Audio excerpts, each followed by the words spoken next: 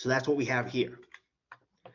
And any parabola, it turns out, is going to look something like this graph. Any parabola is going to look something like this graph. It might be shifted to the left or right, up or down. It might be squished horizontally or stretched horizontally, or I guess vertically. It might be inverted, turned upside down, but one way or another, it's going to look something like this graph.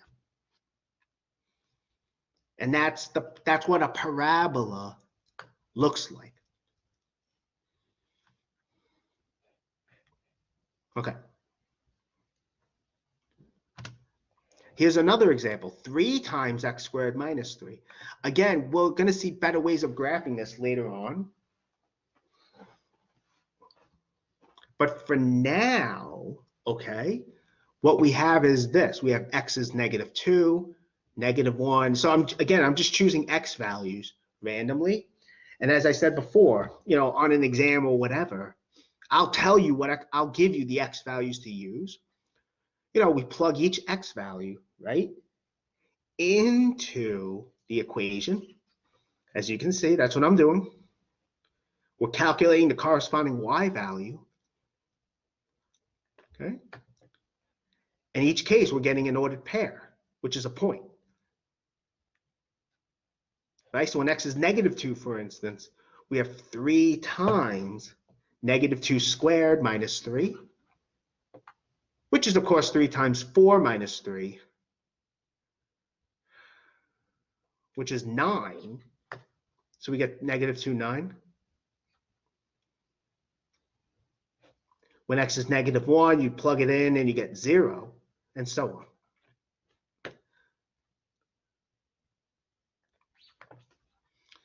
And when you plot these points, you can get the graph of this, like so. I actually graphed this using Desmos. And I just reproduced this part of the graph just to make it easier to see. As you can see, this is what we're graphing. Okay. So this is what the graph of 3x squared minus y equals 3x squared minus 3 looks like. And you can see there are 2 x-intercepts here, right? We have -1, 0 and 1, 0. We actually got that from our calculations. And the only y-intercept is -3, right? You can see it passes through the y-axis at -3. Good. Are there any questions on this?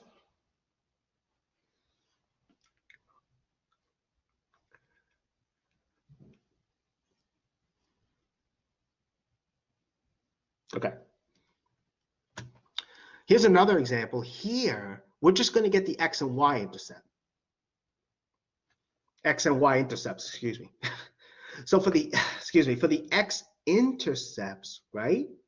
What do? We set y to be 0. The other variable becomes 0, okay? And when we do that, we're going to have x squared plus 5x plus 4 equals 0. I know y here is on the left, but I interchange both sides, which you can do. And we get, and here, as you can see, I'm using the quadratic formula. Right? So we need a, b, and c, if you remember what the quadratic formula is. So a is the leading coefficient, which is 1. B is our coefficient of x, which is 5. C is the constant term, which is 4. Plug it into the quadratic formula, we get this, -5 plus or minus the square root of 5 squared minus 4 times 1 times 4, all divided by 2. Okay?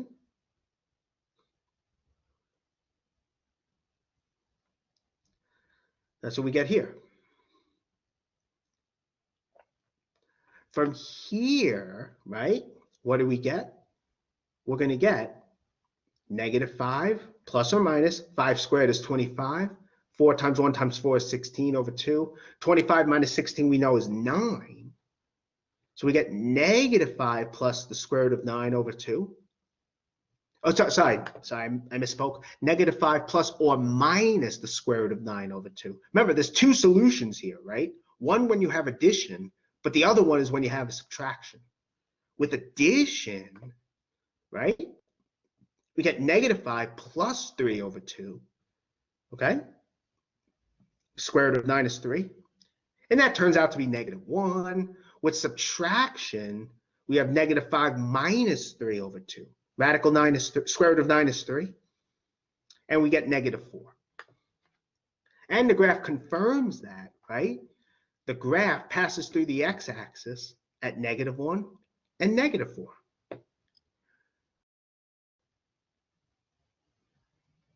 And for the y-intercept, that's when x is 0, right? Plug it in, you get 4.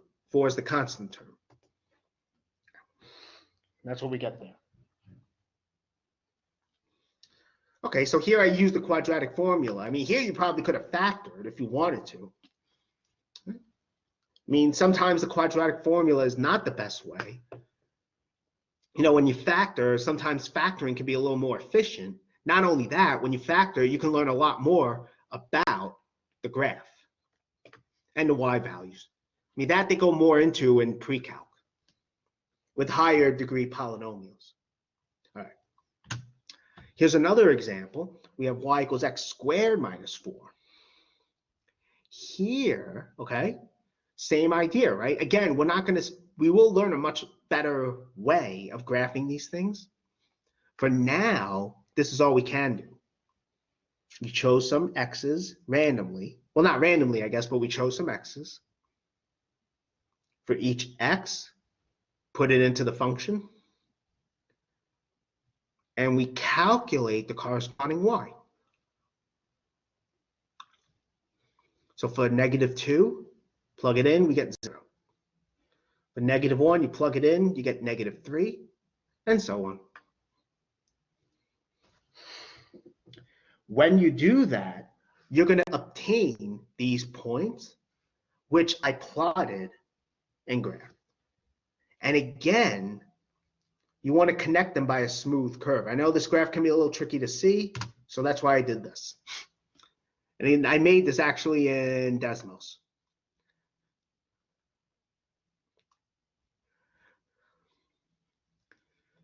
As you can see. Now,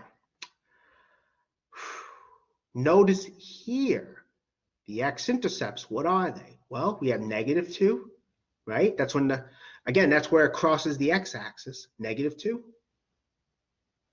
and at 2. The y-axis is at negative 4. The y-intercept, excuse me, is at negative 4. That's where it intersects the y-axis. It doesn't have to just cross necessarily. It could just touch the x or y-axis. Excuse me, it could just touch the x-axis there. Same thing with the y-intercept.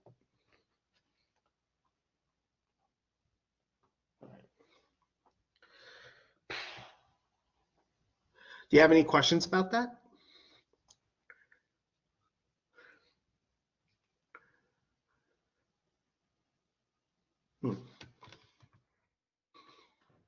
Okay.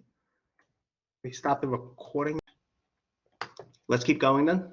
So, oh boy. All right. So here, well, we did that.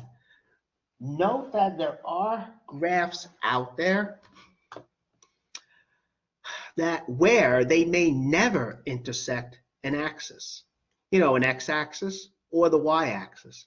And this is one example, 1 over x. Y equals 1 over x. It's not the only one, but this is one of them. Here, notice, this is never going to intersect in the x-axis or the y-axis, so it has no x-intercept nor a y-intercept. Mostly because you can't set x to be 0, right? Because you can't do 1 over 0. That wouldn't make sense. Likewise, you can never have y equal to 0, right? You can't do 1 over something and get 0. So this will never pass through the x or the y-intercept, or the y-axis. Y equals 1 over x. Okay, now in the past, what I've done is I would put questions like this on an exam. I would say, you know, find the x and y intercepts of the graph of this, but I would tell them, you know, to do it algebraically, not actually graph it. Now, how do you do that? Well, again, it's really just what I said before. You set the other variable to be 0. The other variable you would set to be 0. So for instance, okay, for the x-intercept, right, you want to set y to be 0 and solve for x. So we get 4 times x plus 7 times 0 equals 3, right? We're setting y to be 0. So that basically kills off the 7. So we have 4 times x equals 3. And so what do? Well, we solve for x. So from here, we divide both sides by 4, right? We get x all alone on the left. We get 3/4 on the right. So the x-intercept is 3/4. This also tells you that the point 3/4 comma 0 is on the graph of this. This also tells you that. Now, what about the y-intercept? Same idea. I mean, the only difference here is that you replace x by 0, but you figure out what y is. Same idea. All right, we're actually out of time now, so let me stop.